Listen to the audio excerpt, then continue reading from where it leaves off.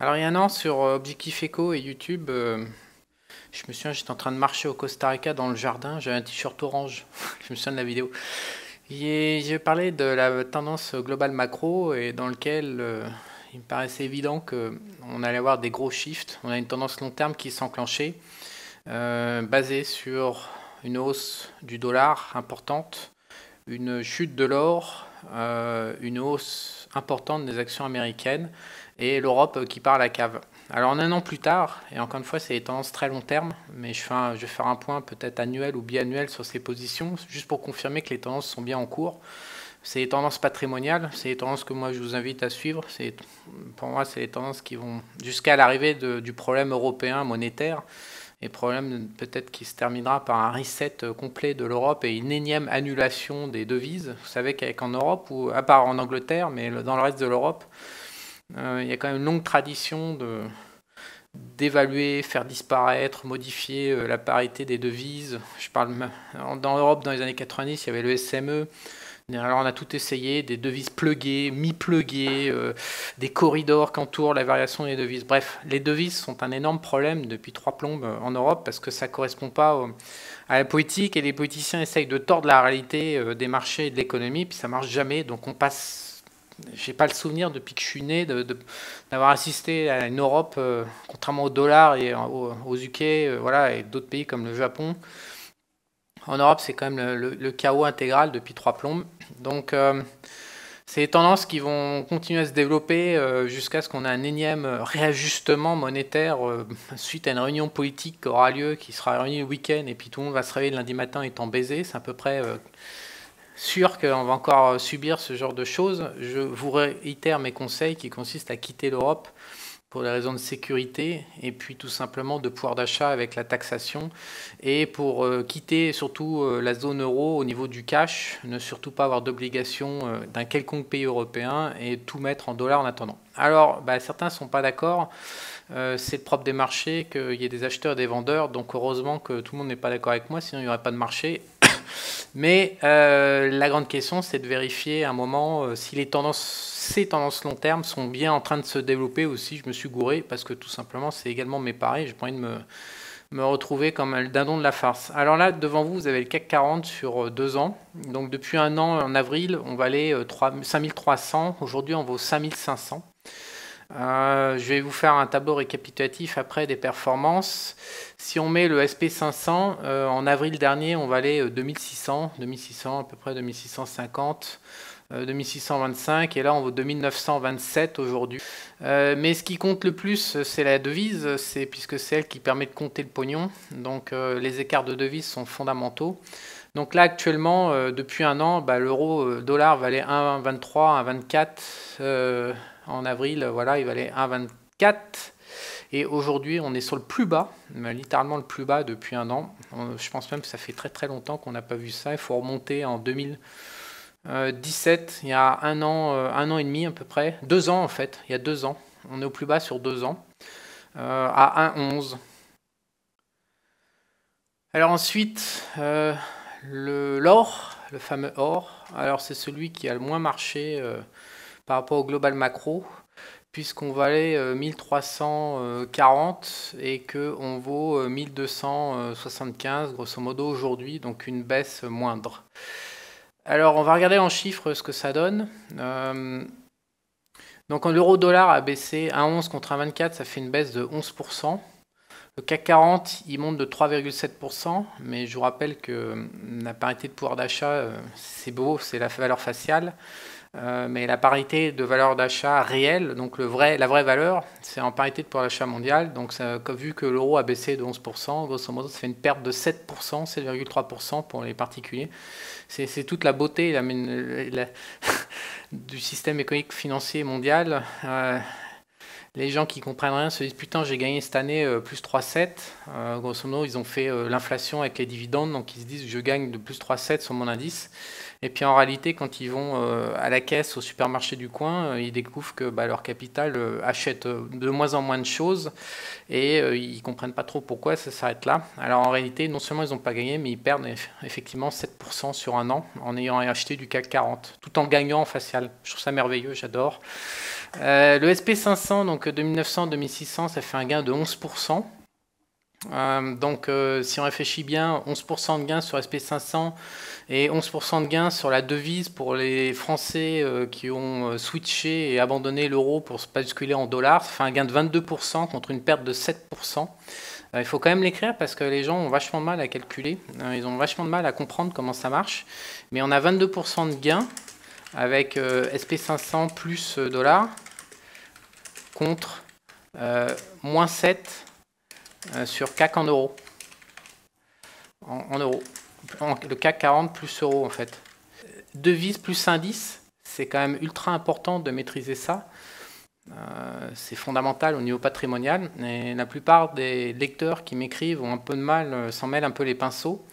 Mais voilà, sur un an, avec les tendances de fond global macro, qui sont à l'œuvre encore une fois, le particulier épargnant français par rapport qui joue bien dans les règles du jeu, voilà, de son pays, par rapport au particulier français un peu dissident qui s'est dit que l'euro c'était de la merde et qu'il n'allait pas se faire planter avec le reste. Au niveau du pouvoir d'achat réel du capital, on se retrouve déjà qu'un écart qui est quand même considérable, alors que en valeur faciale c'est beaucoup moins. Ensuite le gold qui est ici. Alors ça, le gold m'a un peu surpris. Pour être franc, je suis retourné dans les années 1920 pour étudier du coup. Donc on a une baisse de 4%, sachant qu'il y a 2% d'inflation.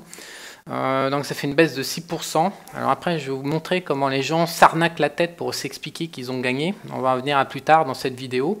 La manière dont ils calculent exprès pour essayer de retomber sur les pattes pour sauvegarder leur ego. Mais la vérité, c'est que l'or étant pricé en dollars, la parité de pouvoir d'achat étant en dollars, les gens qui ont porté un an sur l'or viennent prendre 6%. Mais l'or, néanmoins, je vais retourner sur l'or parce que l'or m'a surpris. Je m'attendais à ce qu'il baisse plus, donc cette hausse, elle a 75% des achats de l'or au cours de cette période, novembre, décembre, janvier, février, ont été réalisés par la Banque centrale de Chine, qui a manifestement fait le plein en or, et qui donc a mis fin à la tendance de baisse long terme qui aurait été logique par rapport au cycle global macro. Alors je ne sais pas si la Chine va continuer à acheter, mais le fait est que l'or n'a pas baissé. Donc je suis retourné en 1926, je vais vous montrer ça. Donc sur le site, toujours pareil, mon copain macrotrend.net, je mettrai le lien dans la description. Donc là, on a un siècle de cotation de l'or. On va retourner donc au début du XXe siècle. Au passage, vous voyez que l'or, le fameux étalon or qui n'est jamais touché, que tout le monde vous raconte sur le net, vous voyez que c'est une fiction complète. Il y a eu plein de dévaluations du dollar contre l'or. Et donc l'étalon or qui est à chaque fois réévalué par rapport au dollar, ça fait plus que du change flottant, tout ça, puisqu'on obtient une hausse. Et je vous rappelle qu'en 1934, ils l'ont abandonné, contrairement à ce qu'on vous raconte également sur le net. Et comme par hasard, la cotation de l'or qui se remet à bouger contre le dollar revient à son niveau d'origine. C'était une petite parenthèse sur les gens qui ont un petit souci avec l'histoire des marchés et qui racontent les on-dit et qui répètent des âneries à longueur d'années sur YouTube. C'est assez étonnant. Mais ce qui m'intéresse, en fait, c'est la période des années 20, tout simplement parce qu'elle est complètement identique à celle qu'on est en train de vivre. Donc, quelle est la situation actuelle? Quelle était la situation à l'époque? La situation à l'époque, c'est que l'Europe, donc la France avait flingué l'Allemagne en demande de dommages et intérêts pour la Première Guerre mondiale. La France avait des exigences folles, comme à son habitude, et l'Allemagne avait aucune chance de fournir ces réparations complètement irréalistes. Donc résultat, l'Allemagne n'a pas eu d'autre solution que de flinguer la monnaie. Donc je vous rappelle, c'est les fameuses brouettes pour aller chercher la baguette de pain en Allemagne. Et donc, que se passe-t-il au niveau des bourgeois et des gens fortunés en Europe? Mais ils comprennent bien que tout part en couille et donc ils commencent à faire un transfert des capitaux de l'Europe vers les États-Unis. Donc ça démarre vers 1925. À l'époque, les taux d'intérêt sont assez élevés aux États-Unis et les flux de capitaux transférés via l'Europe aux États-Unis commençant à s'intensifier. Je ne connais plus la date exacte, mais je crois qu'on assiste à la première réunion des banques centrales, une réunion secrète. Je vais essayer de trouver la photo sur le net. Là voici les 4 Gugus, c'était en 1927 et non pas en 1926, ce premier meeting. Donc ils se réunissent et ils décident de baisser les taux aux US pour casser le mouvement de transfert de capitaux de l'Europe vers les États-Unis. Alors ils ont obtenu l'effet inverse. C'est que ça confirme à tout le monde que l'Europe pue du cul et qu'il fallait se barrer. Donc les mouvements de capitaux se sont contraints à intensifier et les marchés actions ont explosé à la hausse jusqu'à créer la bulle de 1929 qui a explosé et puis qu'après qui a créé la Grande Dépression. Et donc ma grande question pour aujourd'hui, que je suis retourné voir, c'est qu'a fait l'or pendant cette période de 1926 à 1929, sachant qu'aujourd'hui on est exactement la même configuration, c'est-à-dire que tout l'argent intelligent est en train de fuir l'Europe. Vous avez vu l'euro-dollar qui est au plus bas. Et donc tout l'argent, et je vous recommande vraiment de suivre l'argent intelligent pour le coup, et de vous barrer de l'Europe et de vous barrer de l'euro. Et donc tout cet argent est en train de quitter l'Europe pour aller se mettre sur les États-Unis, sur le Nasdaq et le SP500 qui bourrent, alors que l'ensemble de l'économie est en train de ralentir plus ou moins, et que derrière, il n'y a pas beaucoup d'indices qui créent de la valeur. Si vous affichez par exemple le SP500 contre le World Stock Index, qui ne prend pas en compte les USA, donc ex-USA, vous voyez qu'en fait, il n'y a rien qui monte sur Terre, excepté le SP500 et le Nasdaq. Donc on est exactement dans la même configuration qu'il y a un siècle, grosso modo, il y a 90 ans, où le fric se barre et est paniqué. Si vous regardez le high yield aux États-Unis, donc le risque obligataire sur les actions qui fait du rendement et qui est un peu plus risqué, il n'a pas du tout retrouvé ses niveaux d'avant-crise. Et donc, on voit très bien que depuis 2-3 ans, il y a une défiance vis-à-vis des marchés obligataires américains. Donc, on voit on est exactement dans la même configuration où le fric choisit tout particulièrement les indices américains pour parquer son risque, sachant que les anticipations de gros problèmes en Europe sont là. Pas dans le grand public, mais chez les professionnels, il n'y a aucun doute possible. Tout le monde est bien au parfum de l'énorme problème que pose l'euro et la Banque Centrale Européenne avec ses taux d'intérêt réels négatifs qu'elle ne peut pas remettre en positif. Et donc, qu'a fait l'or? Voilà, c'est la même situation qu'entre 1926 et 1929. L'histoire se bégaye, à défaut de se répéter pleinement, elle bégaye très régulièrement.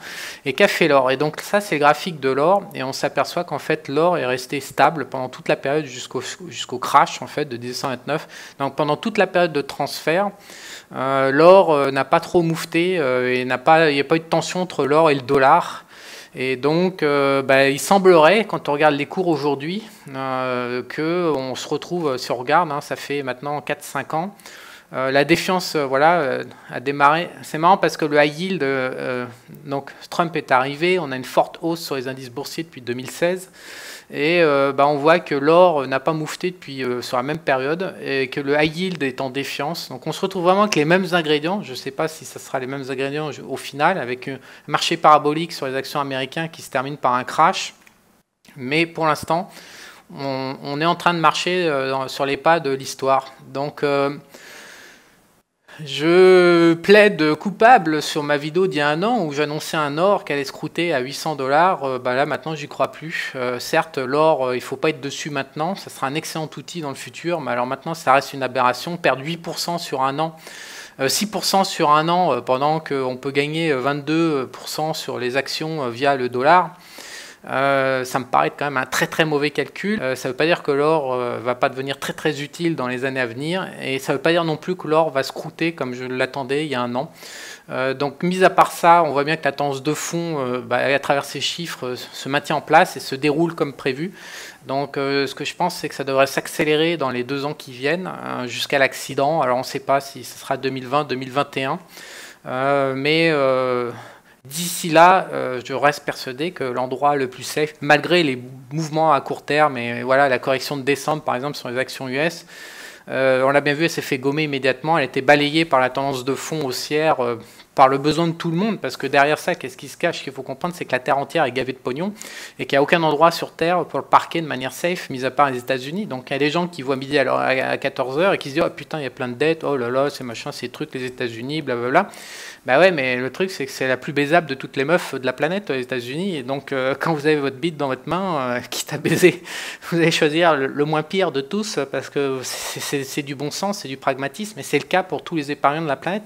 Donc tout le monde va se parquer son fric aux US en dollars sur les actions américaines.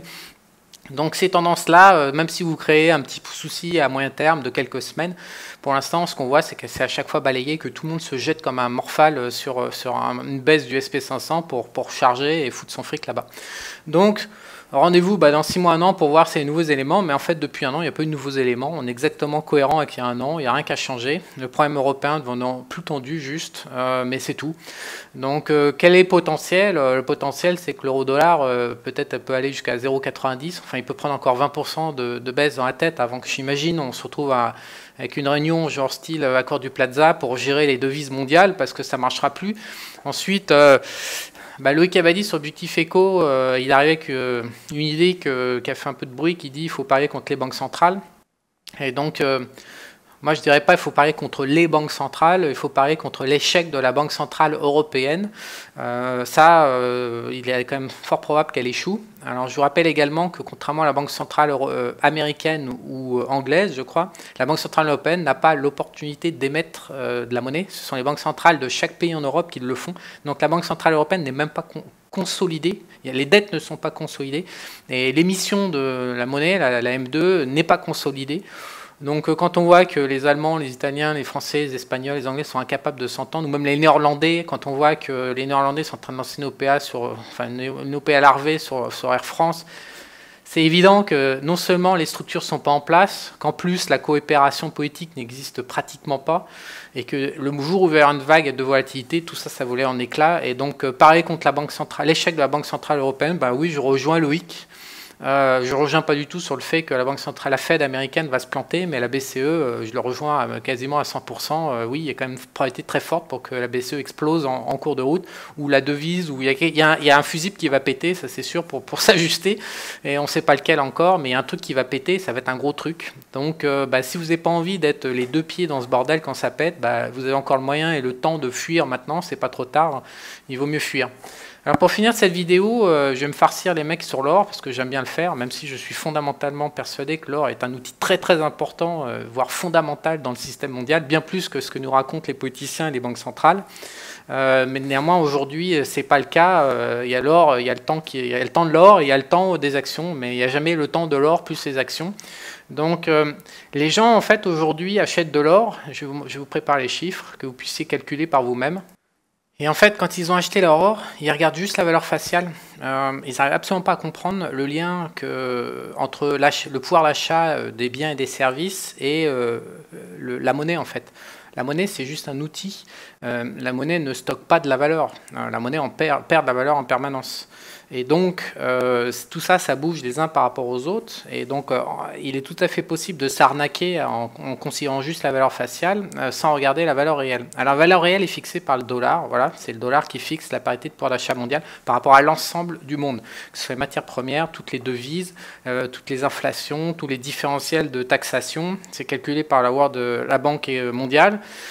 C'est le dollar. Alors, j'y pense, c'est pas moi qui fais le système, c'est comme ça. C'est la parité de pouvoir d'achat est fixée par le dollar. Et ensuite, on compare par rapport au dollar. Et donc, je vais vous expliquer comment les gens s'arnaquent la tête avec leur position sur l'or en étant européen, en achetant de l'or avec de l'euro. Avant ça, je vais juste faire un petit aparté également sur les mensonges en cours. Je suis très très dérangé éthiquement quand je vois des maisons comme Agora et d'autres arnaquer les Madame Michu qui n'ont pas de cerveau.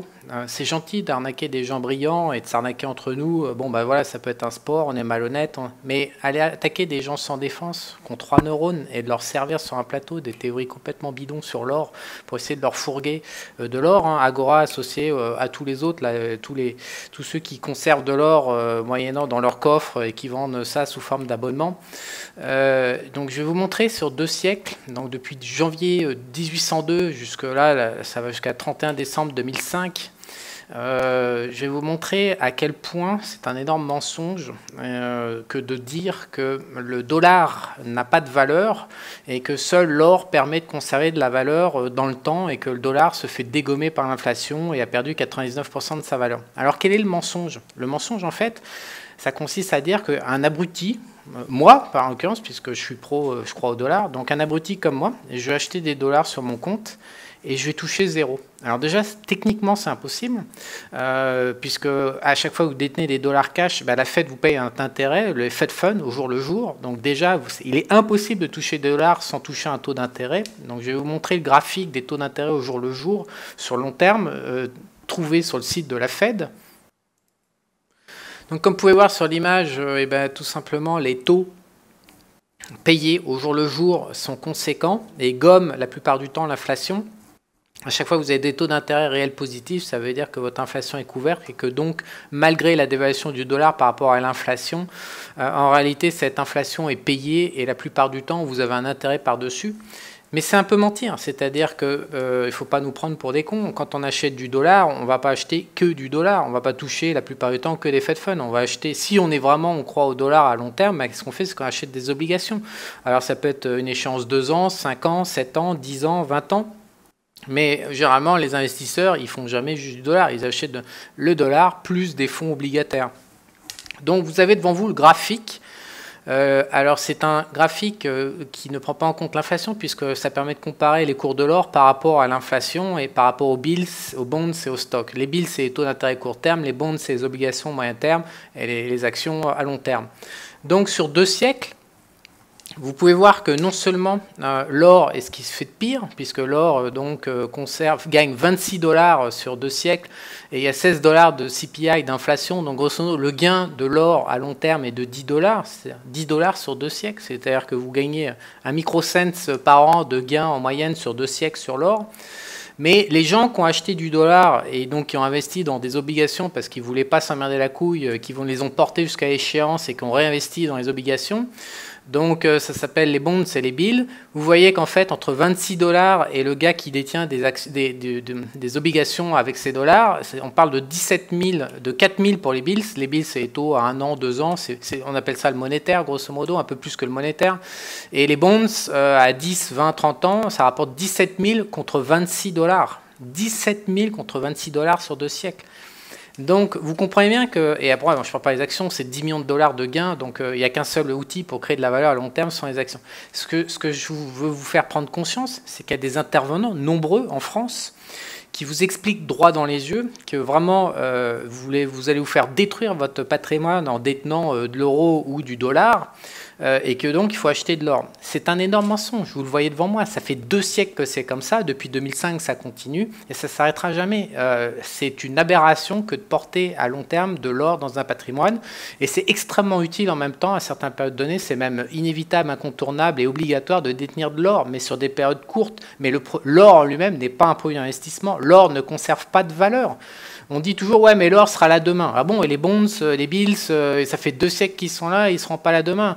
Après, on dit, ouais, mais les stocks, c'est pas sûr. Bah oui, mais les stocks, ça fait 2 siècles, ça rapporte 10 000 fois plus ou 100 000 fois plus. Demain, j'entends aussi des arguments qui disent, de manière aberrante, oui, mais au moins l'or, je suis sûr. Bah l'or, non, on n'est pas sûr. Si je vous remonte le site de Macromédia, je vais aller vous chercher ça tout de suite.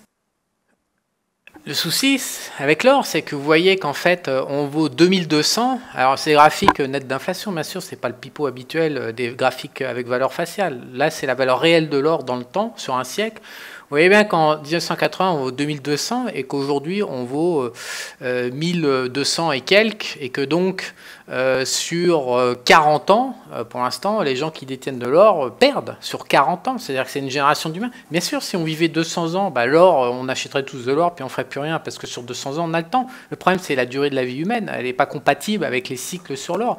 On a des cycles de 20 à 40 ans, voilà, 20 ans de baisse, 15 ans de hausse. Et c'était le cas avant. On nous explique, non, mais avant, c'était la parité dollar-or. Mais la preuve que non, le dollar était dévalué. C'est toujours les politiciens mentant en permanence pour essayer de piquer le maximum de pognon au peuple. C'est pas possible. Vous aurez toujours des cycles de 30, 40, 50 ans. Je vous dis, le peuple est baisé environ 2 fois par an sur un siècle en moyenne. Donc, allez expliquer que, l'or sera toujours là demain et que, par contre, les actions ne seront pas toujours là demain, bah, c'est un mensonge, un de plus. Allez dire qu'il y a 10 ans, il fallait mieux acheter de l'or et puis qu'il vaut mieux attendre. Je vous montre, depuis le pic, ça fait 10 ans qu'on a les gold bugs sur le dos, quoi, depuis 2005, grosso modo. J'ai même fait un livre sur Edouard Wallis avec Eléonore Sartoni. Alors, depuis 2011, en fait, il n'y a rien, donc ça fait 8 ans, et ces gens nous expliquent, non, mais moi, je m'y tiens, ça va rebondir, ça va aller plus haut, etc. Mais ouais, pendant ce temps-là, là. Il y a d'autres choses qui sont également certaines. La consommation du public américain qui va se tirer une balle s'il n'achète pas tous les 4 matins en s'hyper endettant tous les derniers jeux qui sont produits. Ça, c'est une certitude. Le public américain est matérialiste et va continuer à bourrer en consommation. Le secteur de la techno, demain, on sait que c'est la révolution depuis 30 ans et on sait que demain, cette révolution va continuer dans les prochaines décennies. Donc, les actions qui proposent des biens et des services dans le domaine de la techno seront toujours là avec certitude, tout autant que l'or sera là, sauf que la techno, le secteur de la techno va créer 200 fois plus de valeur que l'or. Donc tous ces raisonnements, moi je vous invite à les remettre en question, je vous invite à vérifier tous ces chiffres que je vous donne et pas me prendre pour argent comptant, et donc aller vérifier les chiffres de mes concurrents qui, à mon sens, racontent n'importe quoi, et surtout, ce qui me débecte, c'est qu'ils racontent n'importe quoi à des gens qui n'ont pas les moyens intellectuels de vérifier leur saloperie, et derrière, ils leur fourguent des produits qui sont faux et qui ne marchent pas. Donc moi, je vous invite à vérifier tous les chiffres, mais de manière certaine, la techno, la consommation, les stocks, les actions, elles seront toujours là dans 10 ans, comme l'or, et l'or n'aura jamais réussi à battre les actions, parce que c'est comme ça dure depuis 2 siècles. Ici, l'or, voilà, ça dure depuis 2 siècles, et ça va durer un siècle de plus.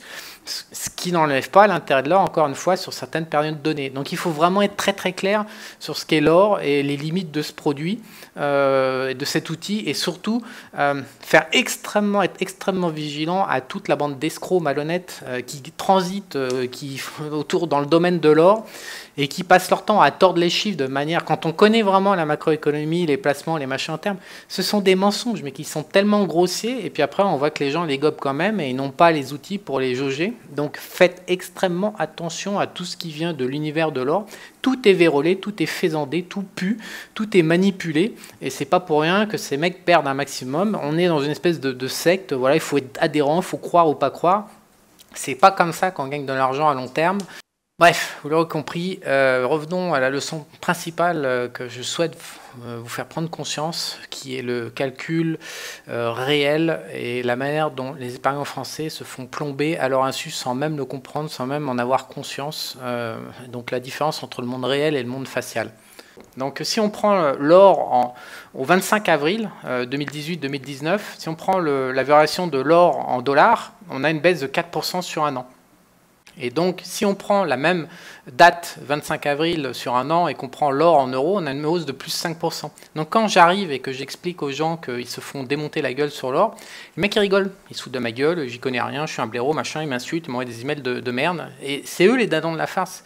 Mais au lieu de se dire, tiens, mais pourquoi il a dit ça? Parce que peut-être que moi, j'ai pas compris. Non, c'est un abruti, c'est un con, de repère, c'est un con. Et donc, ma position sur l'or, je sais mieux que personne, c'est en train de gagner 5%. Mais non. Et non, c'est en train de perdre. C'est vous, si vous pensez comme ça, vous êtes en train de vous arnaquer, vous êtes en train de vous faire du mal. Et le plus dramatique, c'est que vous ne le savez même pas, en fait. Et donc, qu'est-ce qui se passe? Pendant que l'or en euros, le gold en euros gagne 5%, l'euro-dollar a perdu 9% sur un an, de 25 avril au 25 avril. Et donc, vous comprenez, c'est que c'est un triangle qui bouge sur les trois pattes en même temps. C'est-à-dire que ce que vous gagnez sur l'or, vous le reperdez beaucoup plus sur l'euro-dollar. Et donc, votre euro qui baisse par rapport au dollar, mais c'est votre euro qui vous permet d'acheter de moins en moins de biens et services dans les magasins. Donc, vous pouvez vous dire, ma position sur l'or gagne. Mais non, vous êtes en train, en fait, de perdre 4% par rapport au dollar. Donc, si vous gagnez 5, alors que vous avez perdu 9 sur l'euro-dollar, il vous reste une perte de 4% au final. Il y a aussi des gens qui m'expliquent que, ils checkent que leur position de l'or par rapport au dollar, ils la checkent par rapport à toutes les autres devises pour confirmer que l'or est bien en train de gagner, sauf juste avec le dollar. Mais c'est une aberration. C'est le dollar qui fixe la parité de pouvoir d'achat, ce n'est pas les autres devises. Vous pouvez prendre 10, 20, 50 devises, vous obtiendrez toujours l'écart de la devise par rapport au dollar et l'écart par rapport au dollar. En les additionnant les deux, vous retomberez toujours sur vos pattes. Ça ne peut pas fonctionner autrement. Donc, essayez de vous raconter que vous êtes en train de gagner avec votre position sur l'or parce que vous êtes européen et que vous avez un gain de plus 5%. C'est quelque chose qui va vous coûter très très cher au final quand vous passerez à la caisse. Alors je comprends bien que quand on va d'une année sur l'autre au Franprix ou au Carrefour et qu'on peut acheter juste 5% de choses en moins avec la même quantité de fric, je comprends bien que c'est pas très visible et qu'en fait ça paraît comme ça un peu bizarre, un peu suspect. Mais si vous regardez, Si dans l'année qui vient, on a rebelote une baisse de l'euro par rapport au dollar et qu'on a également une baisse de l'or par rapport au dollar, bah vous allez rajouter à nouveau moins 5, et puis peut-être qu'en 2020, ça va partir en pic sur le dollar, parce que tout le monde va se jeter sur le dollar dans un mouvement de panique comme en 1985, et puis là, bah vous allez rajouter un écart de 10. Au final, vous allez vous réveiller avec de l'argent stérilisé qui n'aura rien apporté par rapport au SP500, par exemple, pendant 2 ou 3 ans, plus une perte de 20%, et encore, je n'ai pas pris en compte l'inflation européenne qui est environ 2% par an, donc 2% sur 3 ans, ça fera 6%, donc ça vous fera une perte d'environ 25 ou 26%, là, directement sur vos comptes libellés en parité de pouvoir d'achat, et en plus, vous avez le coût d'opportunité que vous avez stérilisé de l'argent dans un machin qui ne sert à rien pour l'instant, parce que c'est contre nature par rapport au cycle global et macro, et en plus, vous serez donc fait une double mal, parce que vous n'aurez pas investi votre argent dans les actifs qui sont adéquats par rapport au cycle, et ce sont les actions américaines. Donc vous avez vu tout à l'heure qu'il y a un écart de 30% déjà entre le choix de l'euro et du CAC 40 par rapport au choix du dollar et du SP500 juste sur une année. Mais même avec un or qui est stable, donc bah, effectivement, j'avais annoncé l'an dernier que l'or devait baisser, il a baissauté parce qu'une baisse de 4% sur un an, voilà, ça casse pas la baraque. Mais même avec un or, comme je vous remonte en 1926-1929, même avec un or comme ça qui baissaute ou qui est stable, ça suffit pour vous faire mal. Mais vous faire mal méchamment, 25% sur 3 ans, c'est un trou. Je sais pas, il y a des gens, ils ont 100 000 euros, voilà, ils ont collé 50, 100 000 euros dans l'or, 25% c'est 25 000. Mais putain, c'est un an de dépenses perso de la vie courante à raison de 2 000 par mois si on enlève le loyer, quoi. Ça fait vraiment mal. Tout ça pourquoi? Parce qu'il y a un refus catégorique de comprendre la situation macroéconomique et de ne pas regarder la parité de pouvoir d'achat et de s'aveugler. Moi, je vous dis, ouvrez les yeux. Et quand je vous dis que l'or baisse par rapport à l'euro, il baisse par rapport à l'euro. Oui, c'est pas de la valeur faciale, mais c'est de la valeur réelle. Donc ouvrez vos yeux, calculez. Et il n'y a que, encore une fois, le dollar est le maître absolu du monde. D'abord, c'est le seul marché obligataire qui est encore en train de fonctionner. Je vous rappelle juste que Nomura a fermé, annoncé la semaine dernière qu'il fermait 30 des, je sais plus, 130 ou 150 branches au Japon, et le Big Boss a annoncé que bah voilà, il n'y a plus de liquidité sur le marché obligataire, qu'il n'y a plus de raison d'être, donc ils ont fermé un quart de leur bureau, tout simplement parce que la Banque centrale japonaise, comme la BCE, fait des taux d'intérêt réels négatifs et qu'il n'y a plus de marché obligataire. Il est complètement fumé. Il n'y a plus que la Banque centrale qui active On est dans un système pré-communiste déjà au Japon, et c'est la même pour les marchés obligataires européens. Donc moi, penser que le dollar, qui est le seul marché obligataire encore en l'état dans le monde, donc le seul marché où l'ensemble de la planète peut emprunter, et je rappelle que la dette libellée en dollars pour le compte d'agents étrangers, je ne sais plus, c'est 20 000 ou 40 000 milliards, donc c'est monstrueux. Le moindre problème sur le dollar, mais ça va faire une traînée. Comment en 1985, ça va exploser à la hausse parce que les gens vont courir derrière les dollars en étant obligés d'acheter pour payer, pour rembourser leur intérêt. Alors, j'entends bien que Charles Gave et toute la bande vous annoncent que oui, mais maintenant le pétrole est libellé à Hong Kong, contrebaqué par l'or grâce à la Chine. On n'en a rien à branler. Moi, je lui dis, il n'y a qu'à me regarder, il n'y a rien à branler, il n'y a qu'à faire ses comptes. Le dollar, c'est 800 milliards par an. Et en face, on a 20 000 ou 40 000 milliards de dettes libellées au nom des étrangers. Les mecs, quand ils vont devoir acheter du dollar pour payer leur intérêt, parce que le dollar n'a pas de montée, que leur balance des paiements via les importations et les exportations ne leur permet pas de payer leurs dettes en dollars et qu'ils vont risquer de se faire saisir, bah, je vous garantis que le pétrole à Hong Kong n'aura juste rien à branler parce que c'est peanuts. Donc moi, tout ça bibout à vous, je vous dis, regardez la parité de pouvoir d'achat, elle est fixe et elle est en dollars. C'est le dollar qui contrôle le marché obligataire, donc le marché de la dette mondiale. C'est le dollar qui fixe le prix des actifs. C'est le dollar qui vous permet de savoir si vous achetez des biens et des services à votre carrefour du coin avec une prime, avec un surplus de pouvoir d'achat via votre euro, ou alors avec une décote. Actuellement, la décote de l'euro est d'environ 15%. C'est-à-dire que non seulement en Europe, vous payez 68 ou 66% d'impôts sur vos revenus, mais en plus, via toutes les taxations multiples et variées, compilées et qui s'entassent les unes sur les autres, mais en plus derrière, on vous paye avec une monnaie de singe qui a perdu déjà 15% de sa valeur, de son pouvoir d'achat. Donc au final, évidemment, les gens n'arrivent pas à s'enrichir en France où il faut qu'ils en chient, qu'ils travaillent comme des dingues, et il n'y en a pas beaucoup. Mais en même temps, comment voulez-vous espérer vous enrichir si votre monnaie elle a 15% dans le fion direct, et quand on vous rabote 15% de pouvoir d'achat sur la monnaie par rapport à une même heure travaillée sur le marché américain, hein, parce que c'est un équivalent de travail. Si vous travaillez 1 heure en Europe, si vous travaillez 1 heure aux États-Unis, c'est la même histoire. Sauf qu'aux États-Unis, on va vous donner un bonus de 15%, donc vous allez pouvoir acheter 15% de lessive en plus chaque semaine. Vous ne commencez pas chaque semaine. Vous allez pouvoir acheter 15% de bouffe en plus chaque semaine. Et en Europe, vous allez acheter 15% de moins. Donc c'est aussi une aberration de placer son argent en Europe quand on a un euro dévalué. Simplement parce que quand vous touchez les dividendes, ce n'est pas 2%, plus les 30% de taxation sur vos dividendes que vous avez. C'est 2%, 30% de taxation, moins 15% en plus qui se rajoute de parité de pouvoir d'achat négative et de décote. Quand on regarde tout ça en face, mais comment est-ce qu'on peut continuer à utiliser l'euro et acheter des actifs, à toucher des revenus, à travailler en zone euro? Ça n'a pas de sens. Ça n'a pas de sens. Donc, calculez bien ça et intégrez bien ça pour zigzaguer dans ce bordel mondial. Parce qu'actuellement, et les tendances, elles sont lourdes et elles ne vont pas changer dans les 2 ans qui viennent. Jusqu'aux problèmes européens, ils ne peuvent pas changer.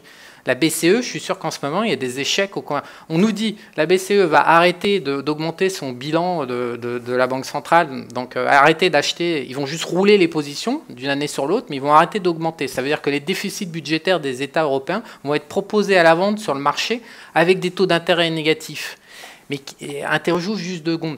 Quel gars avec 3 neurones sur le crâne va acheter une dette de merde dont on sait qu'elle ne va jamais être payée, et qui plus est, il va être obligé de payer pour acheter cette merde parce qu'il y a un taux d'intérêt réel négatif. Mais quel est le professionnel de la finance qui se lève, qui prenne contact avec moi? Quel est le professionnel de la finance qui va acheter une dette pareille? Il n'y a personne. Donc vous vous demandez comment la dette, comment les déficits budgétaires chaque année de la France, d'Espagne, d'Italie sont mis sur le marché et achetés. Comment c'est possible puisque la Banque centrale a annoncé, la BCE a annoncé qu'elle les achetait plus? Eh bien, la réponse, c'est vous qui les achetez, c'est vous. Parce qu'en fait, quand vous placez votre argent dans de l'assurance vie, quand on vous donne une carotte fiscale pour acheter un compte d'épargne, un machin, un truc, eh bien, votre argent est pris et puis il achète le déficit fiscal de la France, dont personne sur Terre ne veut. Et tout le monde est persuadé que ça vaut rien et que pour rien au monde, on foutrait son argent dans de la dette française, italienne, espagnole. Eh bien, c'est vous qui êtes en train de le faire. Non seulement vous financez cette merde via la TVA, l'impôt sur la société, l'impôt sur le revenu, le CSG, CRDS, quand vous allez acheter de l'essence, et on en passe à l'infini de toutes ces... Mais en plus, quand vous mettez votre épargne, on va vous le stériliser dans un machin dont personne ne veut. C'est ce que vous êtes en train de faire tous en vivant sur le sol français, en ayant des assurances vie, en ayant des épargnes dans des comptes épargne, des comptes d'intérêt dans les banques. Je ne sais pas comment, humainement, avec un cerveau câblé, on peut faire des choses pareilles, mais ce que je constate, c'est que des dizaines de millions, des centaines de millions d'Européens font ça tous les jours, toutes les semaines, tous les mois. À votre avis, comment ça va se terminer? Vous savez, cette période que je n'arrête pas de l'étudier parce que je pense qu'elle est porteuse de notre futur. Donc, ce que j'ai découvert, c'est là, la semaine dernière, le gouvernement allemand, en fait, pour financer son effort de guerre, essaie de retomber sur ses pattes au début des années 20, donc juste un petit peu plus tôt, ici, là, pendant cette période. Le gouvernement allemand, en fait, ils ont émis des emprunts, des bons d'État, qui ont été vendus aux bourgeois et puis aux investisseurs allemands. Ils n'ont pas été empruntés sur les marchés internationaux, ils les ont vendus à la population. Et puis, suite aux demandes fréquentes de la France de payer les réparations de guerre et que ce n'était pas possible, qu'est-ce qu'ils ont fait? Comme ce n'était pas possible, ils ont bousillé le marque, ils l'ont flingué. Donc toutes les dettes qui ont été vendues au public pendant 3, 4, 5 ans ici, au final, elles valaient zéro et tout le monde a perdu tout son fric, intégralement ruiné, tous. Si vous reprenez l'histoire de l'humanité sur 2 siècles, sur 3, si vous pouvez m'en monter jusqu'en Angleterre en 1200, parce que c'était déjà le cas quand il a foutu les Juifs dehors, je ne sais plus, en 1250, c'est que sur les 800 dernières années, c'est qu'une répétition incessante du même cycle des États qui ruinent son peuple. Ça fait que c'est rien qui change, ça se répète 2 fois par siècle, boum, il y a tout le monde qui se fait rincer. Donc c'est vraiment la constante. Quel est le futur immédiat en Europe? C'est le même futur que le passé. Tout le monde va se faire ratiboiser la tronche. Seulement aujourd'hui, on est un peu plus subtil. On laisse la valeur faciale à l'endroit, grosso modo, de manière à ce que personne ne panique. Et on vire le pouvoir d'achat. C'était un peu comme anciennement du temps des Romains, avec les monnaies en silver et en or. En fait, petit à petit, on foutait du métal de merde. Et la part d'or et la part d'argent diminuaient dans chaque pièce en fonction des problèmes des gouvernements différents romains, et à la fin on arrivait avec une devise où il y avait kékette en or et en argent et il y avait que de la merde dedans, et puis après ça s'écroule. C'est exactement la même chose, seulement aujourd'hui. Donc à l'époque vous avez bien une pièce, voilà, qui avait écrit 10 dessus, ça vous permettait d'acheter je sais pas combien, mais la valeur du pouvoir d'achat déclinait au fur et à mesure, on débasait l'or et le silver et l'argent de ça, la valeur du pouvoir d'achat diminuait en permanence. Mais c'est ce qui va vous arriver si vous continuez à nier le problème actuel. Si vous continuez à vous dire que parce que vous avez acheté de l'or et que vous êtes en train de gagner, alors qu'en fait vous êtes en train de perdre, mais ce qui va vous arriver, c'est pas 10, 20, 30%. Là, on est en train de dire, je suis en train de faire des scénarios sur la pré-crise. Là, c'est juste la tendance où les mecs se barrent, les mecs intelligents se barrent et ils laissent le peuple se faire plumer. Après, au moment où il va y avoir la crise, à mon avis, ça va être bien plus. Donc, moi, je reste dubitatif par rapport à cet aveuglement prononcé et voulu de la part du peuple français qui continue à gober des salades. Voilà. Si vous regardez mes vidéos, si j'ai quelque chose à vous dire, ça n'a rien changé. Ça fait un an, je vous le disais il y a un an, ça ne changera pas dans un an après, ça sera juste pire dans les 12 mois, dans les 24 mois qui viendront. Donc après, on me dit, ouais Charles, tu fais peur, tu es un vendeur de formation. Ouais, voilà. Parce qu'en fait, j'ai osé mettre en vente une formation sur ce que je suis en train de vous raconter. Voilà, donc à cause de cette formation, la crise du siècle, comment s'en protéger, comment s'enrichir avec, package 3 ans de mini-jeux, à cause de ça, eh ben, ce que je suis en train de vous dire, c'est pas crédible. Et non, moi, monsieur, je sais mieux. J'ai mon or en euros, ben, il a monté de 5% sur un an, et donc tu racontes que des conneries. Parce que tu n'es qu'un vendeur de formation et tu essayes de faire peur. Ok, bah, les mecs, si vous avez besoin de ça pour vous convaincre qu'en fait, vous allez vous en sortir, alors que vous êtes déjà en train de vous faire du mal, bah, tant mieux, en fait, à la limite, de toute façon, pour que les marchés ne pourraient pas coter s'il n'y avait pas un équilibre entre l'offre et la demande. S'il y a un déséquilibre trop prononcé, il y a tout qui part en couille. Donc il faut toujours qu'il y ait des gens qui perdent, il faut toujours qu'il y ait une majorité qui perdent pour que les marchés puissent fonctionner normalement. Donc tant mieux si vous arrivez à vous mentir à un point, parce que c'est quand même des maths simples, hein, de faire un triangle entre l'euro, le dollar et puis l'or. Excusez-moi, mais je pense qu'un mec en classe primaire, il est capable de faire le rapport et de se dire, merde, mais alors donc si je suis en euros et que mon or gagne 5% alors que j'ai perdu 9% de notre côté, mais alors ça veut dire que je suis en train de perdre 4%. Je pense qu'un mec en primaire est capable de faire le triangle. Mais donc si vous avez besoin de vous mentir au point de dire, ouais Charles, tu veux nous faire peur parce que tu vends une formation et que en fait tu es en train de m'arnaquer avec tes conneries pour me faire acheter, ok, je suis ok, ouais, je suis un vendeur de formation, j'essaie de vous faire peur.